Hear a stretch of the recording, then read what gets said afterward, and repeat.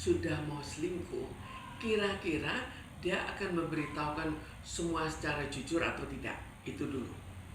Apakah dia bukan memberikan semua negatifnya diberitahukan dan itu pun dilebih-lebihkan, sedangkan sifat positifnya tidak diberitahukan. Jadi sebetulnya kalau kita menerima pernyataan dari sang suami yang sudah mau selingkuh, maka seharusnya kita dapat informasi dari dua pihak, baru kita bisa menilai. Jadi kalau sekarang saya sebetulnya belum bisa menilai, apalagi selingkuh itu kan jelas salah. Kalau memang begitu parah, kenapa nggak cerai?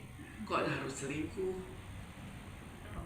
Kita tidak tahu pasti, tapi kira-kira untuk membela diri, karena ini hanya sepihak kok. Kenapa kok sampai selingkuh? Ceraikan aja, coba logikanya ya. Kalau sampai begitu parah, cerai dong mestinya, atau diperbaiki. Tapi ini kok bukan cerai, tapi menggembar-gemborkan kesalahannya. Biologis akan terpengaruh oleh suasana. Coba bayangkan, suami istri bertengkar, apakah betul biologisnya bisa mencapai apa yang diinginkan? Jadi semua ini perlu dinilai kembali, karena ternyata hanya sepihak-sepihak kurang baik. Kadang-kadang orang itu cepat sekali menikah, cepat sekali nikah siri, dan cepat cerai. Apa ini sifat yang ada?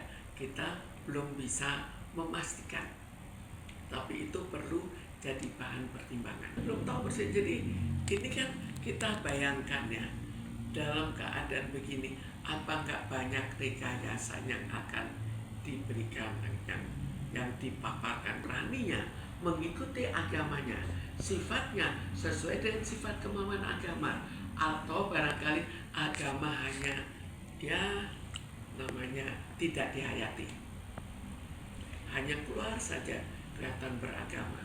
Kan kita juga belum tahu. Coba selidiki secara lebih detail sifat keagamaannya.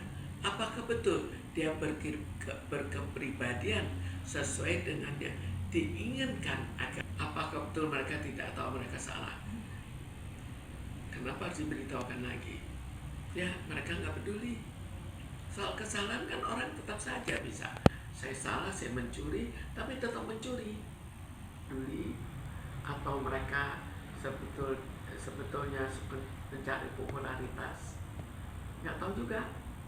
Kalau dilihat kan bisa berubah-ubah mereka juga. Kalau sudah masalah selingkuh, kita lebih berpikir lebih jauh. Kita harus juga berpikir untuk anak-anak, bagaimana efek terhadap anak-anak.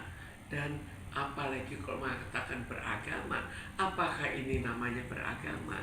Jadi cobalah kembali ke jalan yang benar, karena jalan yang benar itulah nantinya dianggap membawa kesejahteraan bagi dirinya dan anak-anaknya.